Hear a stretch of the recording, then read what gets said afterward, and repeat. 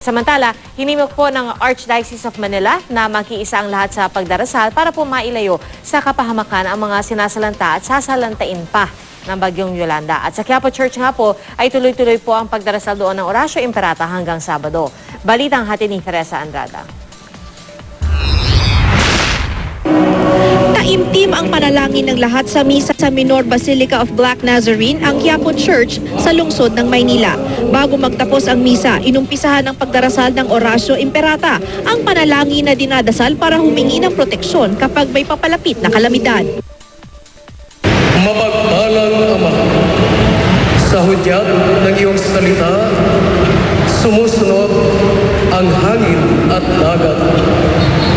Iunat mo ang iyong mapagpalang kamay upang ipag-adya kami sa mapanirang epekto ng malalakas na bagyo o lindol. Lingapin mo ang mga anak mo na nagsusumamo sa iyo. Pawiin mo ang lahat ng aming takot at pangamba. Sa Sabado, kung kailan inaasahang lalabas na sa Philippine Area of Responsibility si Yolanda, ipagdarasal sa lahat ng misa dito sa Quiapo Church ang Orasio Imperata. Sa panahon tulad ngayon na papalapit ang super typhoon, mahalaga raw kumapit sa Panginoon para sa lakas ng loob at mapawi ang pangamba. We cling to His protection, but we also need to prepare in our own way yung mga dapat nating paghanda in a practical way. Alam naman natin na lahat ng bagay ay alam at ang Diyos ang may kapangyarihan.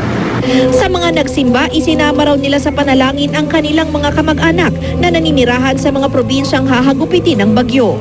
God control everything. Kaya niya. Kaya pwedeng hindi darating ang bagyo dito sa atin. Kasi ang panalangin na ng taong marami, tinutugon ng Diyos.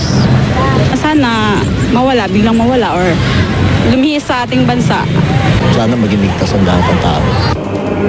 Walang inilabas na circular ang Archdiocese of Manila para ipagdasal sa lahat ng simbahang nasasakupan ng Orasio Imperata. Gayunman, hinimok ng Archdiocese ang buong sambayanan na manalangin ng taimtim para ilayo sa pahamak ang ating mga kababayan.